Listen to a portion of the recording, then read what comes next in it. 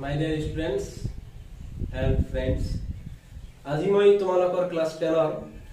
General ম্যাথছৰ প্ৰথম অধ্যায় বাস্তৱ সংখ্যা 1.3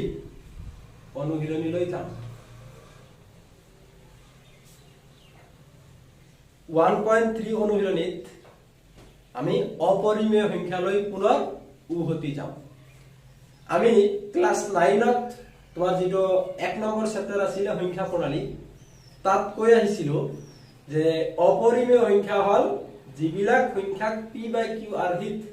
যত q does not equal 0 এই আৰ্হিত প্ৰকাশ কৰিব নোৱাৰি সেইবিলাকক কোৱা হৈছিল অপৰিমেয়। তেনে সংখ্যাৰ উদাহৰণ দিয়া হৈছিল √2 √3 √5 আৰু সেই সময়ত কোৱা হৈছিল যে এই সংখ্যাবিলাক যে অপৰিমেয় এইবিলাকৰ প্ৰমাণ আমি ক্লাস 10ত দিম। এইবাৰ আমি এই √3 √2 √5 √7 এনেদৰে এই সংখ্যাবিলাক যে অপৰিমেয় তাৰ প্ৰমাণ আগবঢ়াম। আমি প্ৰথমতে লম তোমালোকৰ 1.3 অনুশীলনী 1.3 অনুশীলনীৰ 1 নম্বৰ অংকটো চোৱা। দেখুৱা যে √5 অপৰিমেয়। এই প্ৰমাণটো কৰিবলৈ আমি এটা প্রমাণ করার একটা পদ্ধতি লম বিরুদ্ধাচরণ পদ্ধতি। অর্থাৎ যি প্রমাণ করিব লাগে যেটো দিক প্রমাণ করিব লাগে তার ওলোটা দিক ধরি লম। ধরি যদি সেই ধরা দিকটোৰ গুণবিলাক বা বৈশিষ্ট্যবিলাক পোৱা নাযায় তেনেহলে আমি সিদ্ধান্তলৈ আহিম যে নহয় সেই বেলেগ দিকটো যে ধৰি লৈছিল সেইটো নহব, তেনেহলে কোনটো হ'ব এই দিকটো হ'ব। আহা অংকলৈ আহো, বুজি পাবা নিশ্চয়। একেবাৰে সহজত বুজাই দিম তোমালোকক। 1.3 1 নম্বৰ। প্ৰথমতে আমি ধৰি লম যে ধৰা হল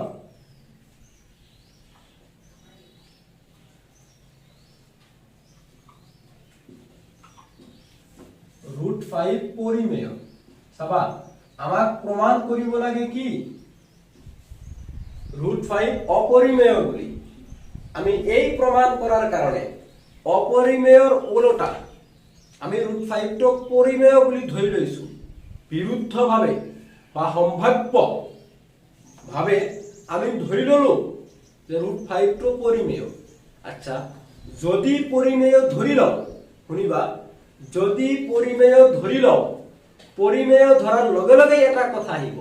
যে √5 টোক আমি p by q আৰ্হিত প্ৰকাশ কৰিব পাৰিম যত q ৰ মান 0 হ'ব নোৱাৰিব। আচ্ছা, এইবাৰ শুনা, এটা অভগ্নাংশ তাক যদি আমি ভগ্নাংশ আকাৰ বা p by q আকাৰত প্ৰকাশ কৰো তেনেহলে তাত q ৰ মান সাধাৰণতে কি হয় 1 হয়। উদাহৰণস্বৰূপে চোৱা 5, এই 5 টোক আমি p by q আকাৰত প্ৰকাশ কৰিলে কি হ'ব, এইটোৰ মান কি হ'ব, তলত q ৰ মান 1 হ'ব। তেনেকুৱা 7 বা 6 বা 4 চোৱা 4। আচ্ছা, ইয়াক p by q আকাৰত প্ৰকাশ কৰিলে তলত আমি কি দিব লাগিব, 1 দিব লাগিব, 4/1। ঠিক তেনেদৰে এই √5 টোক আমি পৰিমেয় ধৰাৰ লগে লগে ইয়াক p by q আকাৰত প্ৰকাশ কৰিব পাৰিম। আৰু p by q আকাৰত প্ৰকাশ কৰিব পাৰিম মানে কি, মানে যে √5 ৰ তলত এটা 1 আহি যাব, √5 ৰ তলত এটা 1 আহি যাব। এইবাৰ এটা কথা মনত পেলোৱা, তোমাৰ সহমৌলিক আছিল আগৰ ক্লাছসমূহত। সহমৌলিক কোৱা হয় যদি দুটা সংখ্যাৰ সাধাৰণ উৎপাদক কেৱল 1 থাকে, দুটা সংখ্যাৰ সাধাৰণ উৎপাদক কেৱল কি থাকে 1, তাক কোৱা হয় সহমৌলিক। উদাহৰণস্বৰূপে ধৰা 2 আৰু 3, 2 ৰ উৎপাদক কি কি 1 আৰু 2, 3 ৰ উৎপাদক 1 আৰু 3। এইবাৰ চোৱা 2 আৰু 3 এই সংখ্যা দুটাৰ সাধাৰণ উৎপাদক কেৱল 1 আছে, তেনেহলে এই 2 আৰু 3 সংখ্যা দুটা মৌলিক সংখ্যা। ইয়াৰ পৰা এটা কথা নিশ্চয় মনত ৰাখিবা যে 1 ৰ লগত যিকোনো সংখ্যা সদায় সহমৌলিক হয়। 1 ৰ লগত যিকোনো সংখ্যা সদায় সহমৌলিক হ'ব। কিয় হ'ব, কাৰণ 1 ৰ উৎপাদকটো 1 আৰু বেলেগ সংখ্যাৰ উৎপাদক বেলেগ বেলেগ থাকক কিন্তু সাধাৰণ কেৱল 1 এই হ'ব উদাহৰণস্বৰূপে ধৰা 1 ৰ লগত 6 1 ৰ উৎপাদক 1 6 ৰ উৎপাদক 1 2 3 6 চোৱা কিন্তু এই 1 আৰু 6 এই সংখ্যা দুটাৰ সাধাৰণ উৎপাদক কেৱল 1 তেনেহলে 1 6 সহমৌলিক তেনেকুৱা তোমাৰ 1 ৰ লগত ধৰা 7 এবাৰ 1 ৰ উৎপাদক 1 7 ৰ উৎপাদক 1 7 তেনেহলে চোৱা এই দুটা সংখ্যাৰ সাধাৰণ উৎপাদক কেৱল কি পালো আমি 1 অৰ্থাৎ ইয়াৰ পৰা এটা কথা আমি গম পাও যে একৰ লগত আন যিকোনো সংখ্যা সদায় সহমৌলিক হয় তেনেহলে চোৱা এই √5 ক আমি পৰিমেয় ধৰাৰ লগে লগে ইয়াক p/q আকাৰত প্ৰকাশ কৰিব পাৰিম আৰু p/q আকাৰত প্ৰকাশ কৰিলে কিয়ৰ মানটো সম্ভাৱ্য কি হ'ব 1 হ'ব আৰু যেতিয়া 1 হ'ব 1 ৰ লগত যিকোনো সংখ্যা হলে কি হয় সহমৌলিক হয় তেনেহলে √5 ক p/q আকাৰত প্ৰকাশ কৰিলে pq কি হ'ব সহমৌলিক হ'ব p ৰ মান ওপৰত ধৰা √5 q ৰ মানটো 1 হ'ব তেনেহলে pq টো কি হ'ব সহমৌলিক গতিকে আমি লিখিম যে গতিকে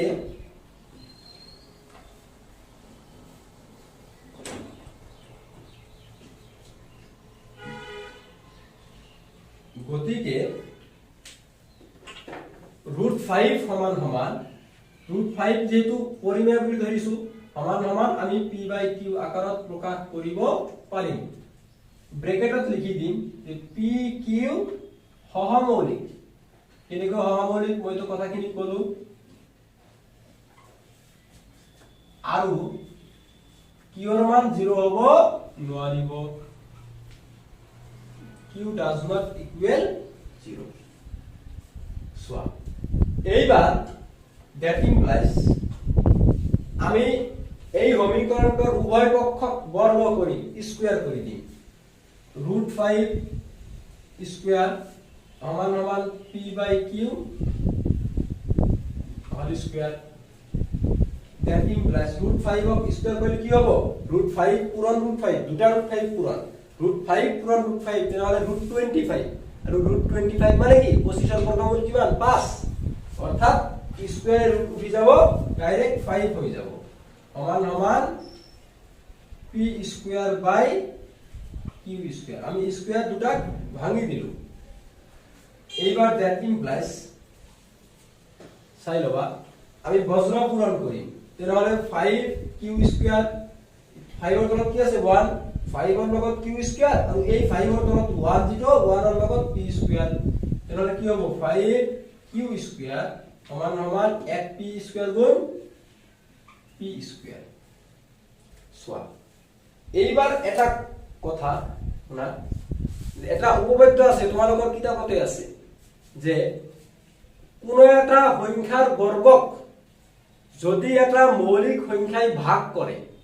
তেনেহলে সেই সংখ্যাটোকো মৌলিক সংখ্যাটোৱে ভাগ কৰিব উদাহৰণস্বৰূপে চোৱা 2 কি সংখ্যা মৌলিক নহয় মৌলিক এইবাৰ 2 এ দ্বাৰা 4 স্কয়াৰক ভাগ কৰে 4 4 বৰ্গ মানে কিমান 16 16ক ভাগ নকৰে 2 এ কৰে 8 বাৰ 16ক 2 দি ভাগ কৰা যায় 8 বাৰ যদি 4 স্কয়াৰ 8ক ভাগ কৰে তেনেহলে 4 কো ভাগ কৰিব 2 2 দি 4 কেইবাৰ 2 বাৰ এইবাৰ চোৱা 2 মৌলিক সংখ্যা 8 দি 5 স্কয়াৰ মানে কি 25 25ক ভাগ কৰিব পাৰিম নিশ্চয় নোৱাৰিম 25ক সম্পূৰ্ণৰূপে ভাগ কৰিব নোৱাৰিম তেনেহলে 25 কাৰ বৰ্গ 5 এই 5কো আমি 2 দি সম্পূৰ্ণৰূপে ভাগ কৰিব নোৱাৰিম তেনেহলে কি কথা যে এটা মৌলিক সংখ্যাৰে কোনো এটা সংখ্যাৰ বৰ্গক যদি ভাগ কৰিব পাৰো সেই সংখ্যাটোকো ভাগ কৰিব পাৰো আৰু যদি এটা মৌলিক সংখ্যাৰে কোনো সংখ্যাৰ বৰ্গক ভাগ কৰিব নোৱাৰো তেনেহলে সেই সংখ্যাটোকো আমি ভাগ কৰিব নোৱাৰিম এইবাৰ আমাৰ এই অংকটো চোৱা তোমালোকে 5 মৌলিক সংখ্যা 5 দি p স্কয়াৰক ভাগ কৰিছে p স্কয়াৰ কি কৈছে ভাগ কৰিছে কিমান বাৰ q স্কয়াৰ বাৰ যদি 5 এ p স্কয়াৰক অৰ্থাৎ p ৰ বৰ্গক ভাগ কৰিছে গতিকে p কো ভাগ কৰিব লিখিম গতিকে 5 5 পিক ভাগ কৰে যেতিয়া 5 পিক ভাগ কৰে এটা সংখ্যাক আৰ এটা সংখ্যাৰে সম্পূৰ্ণৰূপে ভাগ গলে সেই সংখ্যাটো কি কোৱা হয় যিটো সংখ্যাৰে সম্পূৰ্ণৰূপে ভাগ গল সেই সংখ্যাটো প্ৰদত্ত সংখ্যাৰ উৎপাদক তেনেহলে যেতিয়া 5 ৰে পিক ভাগ গল তেনেহলে 5 পিৰ এটা উৎপাদক দেখিম গতিকে 5, পিৰ এটা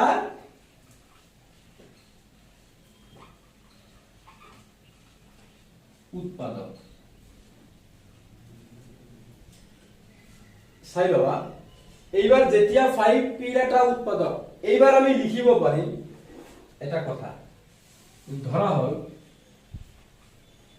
কি লিখিব পাৰিম চাবা পিৰ উৎপাদক 5 তেনেহলে পি সমান সমান 5 দি ভাগ যাব ধৰা সি বাৰ গল পিৰ উৎপাদক 5 তাৰ লিখিব পাৰিম কি পি 5 দি ভাগ যাব তাৰ পি সমান সমান 5 দি ভাগ গল ধৰা কিমান বাৰ গল ধৰা সি বাৰ পি ইকুৱেল 5c এইখিনি উঠাই লোৱা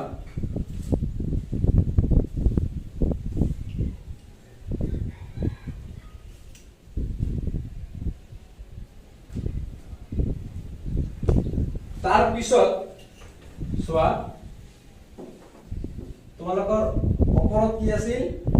5q স্কয়াৰ সমান সমান p স্কয়াৰ 5q স্কয়াৰ সমান সমান p স্কয়াৰ এইটোক 1 নম্বৰ ধৰিবা আমি এইটোক 1 নম্বৰ ধৰিম 1 নম্বৰ ধৰি আমি যে এই যে p ৰ মান পাইছিলো p ইকুৱেল কিমান 5c p ইকুৱেল 5c এই p ৰ মানটো আমি এই 1 নম্বৰত বহুৱাই দিম দেখিম পিৰ মান 1 নম্বৰত বহুৱাই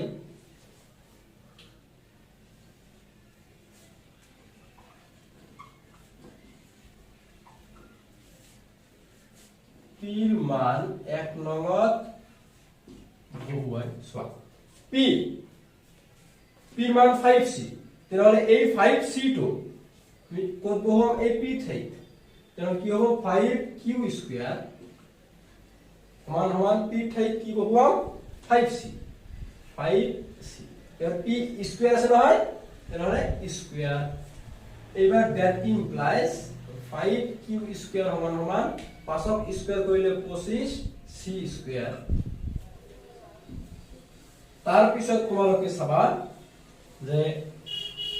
আমি উভয় পক্ষক যদি 5 ৰে হৰণ কৰো তেনে 5 ৰে এই 5ক কাটা যাব একবাৰ থাকিব অকল q স্কয়াৰ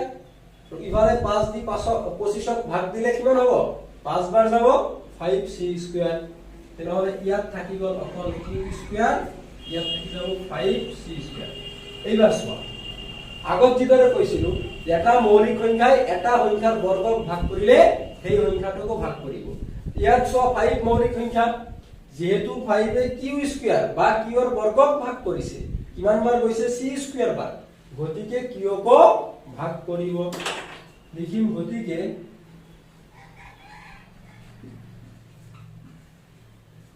ফাইভে কিয়ক ভাগ কৰে গতিকে 5 এ কিয়ক ভাগ কৰে গতিকে যেতিয়া 5 এ কিয়ক ভাগ কৰিব গতিকে 5 কিয়ৰ এটা কি হ'ব উৎপাদক 5 কিয়ৰ এটা উৎপাদক এটা সংখ্যাই আন এটা সংখ্যাক ভাগ কৰিব পাৰিলে সম্পূৰ্ণৰূপে ভাগ কৰিব পাৰিলে সেইটো সংখ্যাটোৰ উৎপাদক হয় 5 কিয়ৰ এটা উৎপাদক এইবাৰ চোৱা তোমালোকে প্ৰথমতে যেতিয়া ধৰি লৈছিলা যে √5 এটা পৰিমেয় বুলি ধৰাৰ লগে লগে এটা কথা আহিছিল যে পৰিমেয় যদি তেনেহলে আমি p/q আকাৰত প্ৰকাশ কৰিব পাৰো আৰু যদি p/q আকাৰ তেনেহলে pq সহমৌলিক হ'ব কি দলে হ'ব মই কৈছিলো এইবাৰ চোৱা সহমৌলিক হ'ল নে নাই p ৰ উৎপাদক 5 অলপ আগতে পালো q ৰ উৎপাদক 5 তেনেহলে চোৱা p আৰু q ৰ সাধাৰণ উৎপাদক অন্তত 5 এটা আছে এটো সহমৌলিক হ'ব কেতিয়াও নহয় কাৰণ সহমৌলিক কি দুটা সংখ্যাৰ সাধাৰণ উৎপাদক কেৱল যদি 1 থাকে কিন্তু আমি দেখিবলৈ পালো কি p আৰু q ৰ সাধাৰণ উৎপাদক 1 তো আছে তাৰ উপৰি 5 ও আছে গতিকে pq সহমৌলিক নহব তো যেতিয়া pq সহমৌলিক নহব তেনেহলে কেনেকুৱা আহি গ'ল তাৰমানে পি কিউ সহমৌলিক নহল পি কিউ সহমৌলিক হ'ব বুলি কৈছিল এই কথাটোৰ বিৰোধিতা কৰিলে তাৰমানে কি এই √5ক পৰিমেয় বুলি ধৰিলে পি বাই কিউ আকাৰ আহিব আৰু পি বাই কিউ আকাৰ আহিলে পি কিউ সহমৌলিক আহিব এইবাৰ যেহেতু পি কিউ সহমৌলিক পোৱা নগল তাৰমানে পি বাই কিউ আকাৰ যেটো হেইটো টিকি নাথাকিব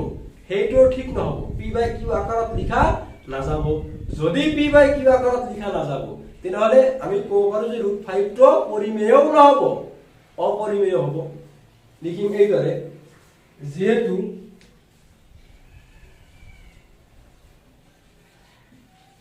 পি আৰু কিউৰ সাধাৰণ উৎপাদক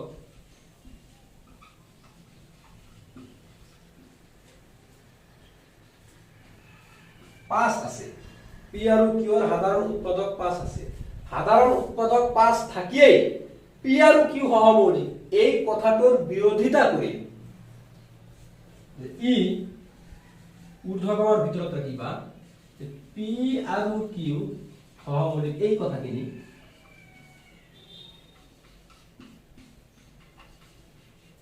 ঊৰ্ধ্বগম আহি কৰিলা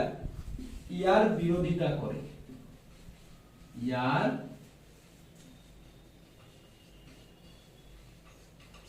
বিৰোধিতা কৰে এই বিৰোধিতাৰ কাৰণ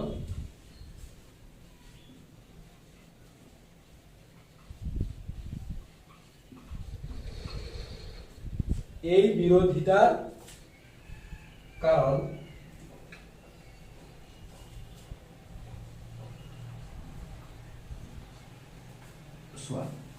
এই বিৰোধিতাটো কিয় আহিল পি বাই কিউ যদি নাহিলহেঁতেন পি কিউ সহমৌলিক নাহিলহেঁতেন কিয় আহিছে এই √5 পৰিমেয় ধৰাৰ কাৰণে √5 পৰিমেয় ধৰাৰ কাৰণে পি বাই কিউ আহিল আৰু পি বাই কিউ অহাৰ কাৰণে পি কিউ সহমৌলিক আহিল তেনেহলে এই তোমাৰ পি কিউ সহমৌলিক ইয়াৰ বিৰোধিতা কৰিছে কিয় এই কাৰণেই যে √5 টো আমি পৰিমেয় বুলি ধৰাটো ভুল লিখিম যে ই পি আৰু কিউ সহমৌলিক ইয়াৰ বিৰোধিতা কৰে এই বিৰোধিতাৰ কাৰণ √5 পৰিমেয় ধৰাটো আমাৰ ভুল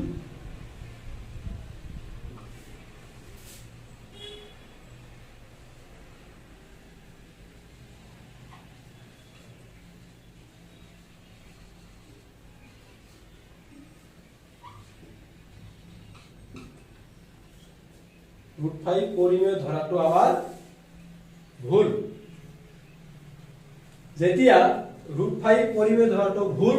তাৰমানে আমি কি ক'ব পাৰো নিশ্চয় উঠাই দিছো ওপৰৰখিনি এইবাৰ আমি ক'ব পাৰো যে গতিকে √5 এটা অপৰিমেয় সংখ্যা তাৰ পিছত লিখি দিবা তোমালোকে √5 এটা তাৰ পিছৰ লাইন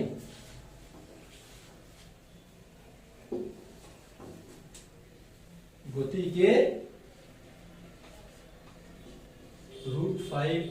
এটা